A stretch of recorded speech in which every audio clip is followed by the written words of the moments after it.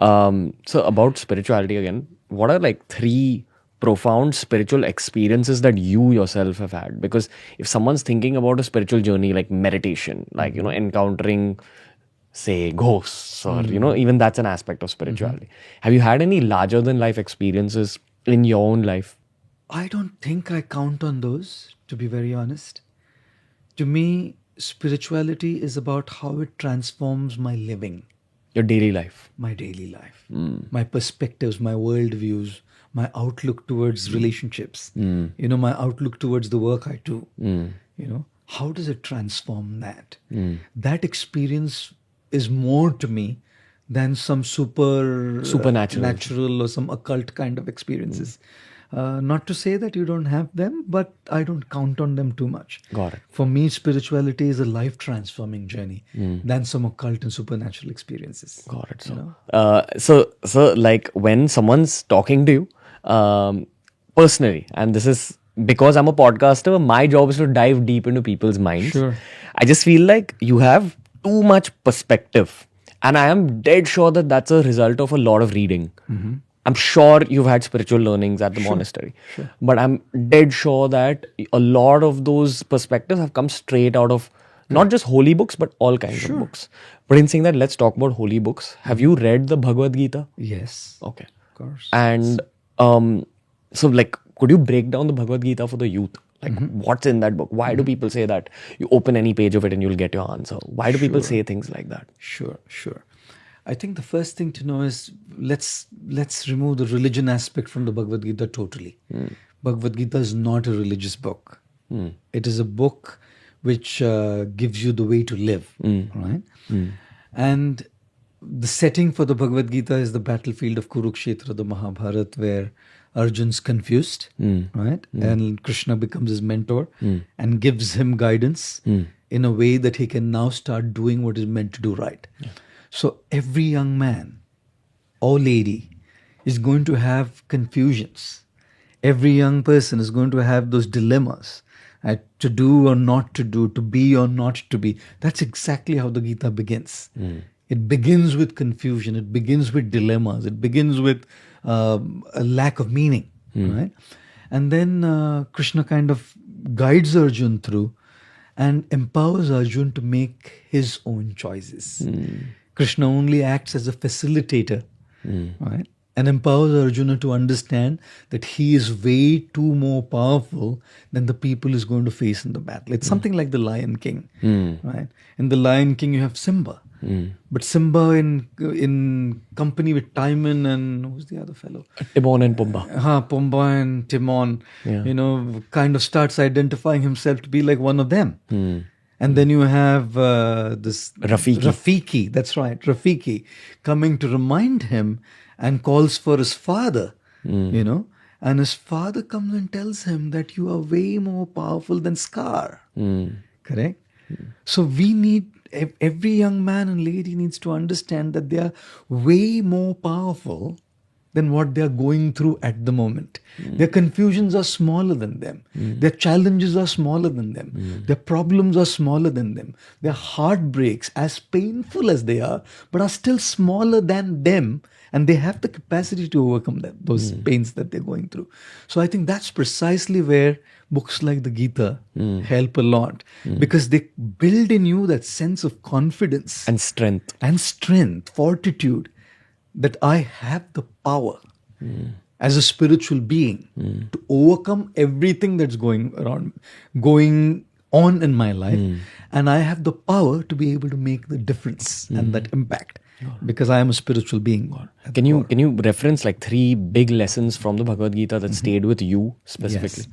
Yes. One of the lessons that stayed with me from the Gita is a particular text from the second chapter of the Gita, which talks about the summer and the winter season, right? And this particular text says that the summer and the winter season keeps coming and going every year. Seasons change. And just because the seasons change, we never stop performing our duties, all right? Let's say, for example, it's Chicago and the temperatures are minus 27 degrees Celsius. people don't stop their work still. Let's say it's Delhi, it's 43 degrees Celsius. People are still on and going on with their regular life with a few adjustments here and there, obviously. So, this text of the Gita, chapter 2, tells us that we have to learn to tolerate the ups and downs and not be distracted from what our main purpose is. So, that's something that stayed with me a lot. Tolerate what you're going through. And tolerance means, like when we talk about tolerating failures and pains, we can understand. But we also have to learn to tolerate our success and the good times because both distract us. You know, usually we only look at the negatives as distractions, but even the positives distract us from what we are meant to be doing. 100%. So that's something that really kind of stayed with me. The second thing that I really kind of resonate with in the Gita is a verse from the 6th chapter which talks about the mind being a friend or an enemy to you. It depends on how you deal with the mind. Okay. Right? If you befriend your mind, the mind will become your friend and will empower you to do what you want to do. But if you don't deal with it rightly, then the mind will become your enemy and will lead to your downfall. I'll give you an example, very relevant to the youth. Right? For example, you want to get up early in the morning to go for a jog or for a workout because you know you want to be fit. You know your days are busy. And you decide this is going to be my plan for the year 2020. Correct? You set up the alarm clock to wake up early in the morning, like 5, 6, whatever. And when the alarm goes, what's the mind saying? The first thing, you slept late last night, take it easy. Or maybe we can do it beginning tomorrow. Or maybe this is not the right thing for you to do.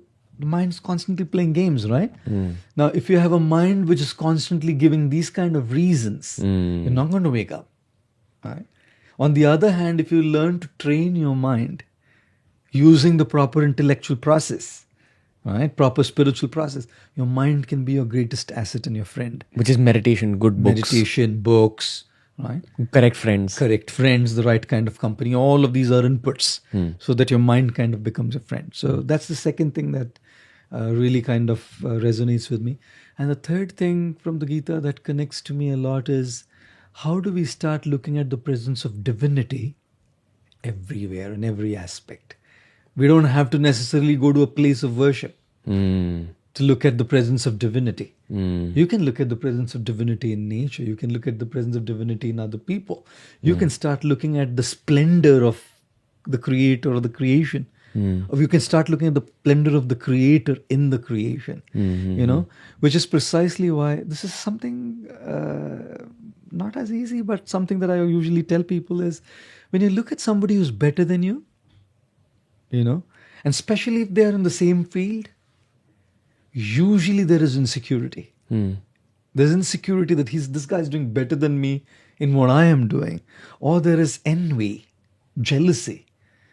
Sometimes it goes to the extent of sabotaging that other person's work as well, you know. And it has happened in the world, happens all the time. So when you start looking at divinity in creation, you start looking at how divinity has empowered somebody to do something in a special way. That person has been gifted by higher powers, right? And to sabotage that person's work or to be envious about that person or to feel insecure means actually insulting somebody who's given that gift to him, you know? 100%. But if I look at that person and derive inspiration from that person, I can seek that inspiration to follow my aspiration. You know, so that aspect of the Gita also kind of really resonates with me, that you start looking at divinity everywhere and in every place around you, including people who are doing better, because it's not them. You can see straight away. Very often I see people who do remarkable stuff, and they usually, when they speak, they say it's they doing it, and of course they're doing it.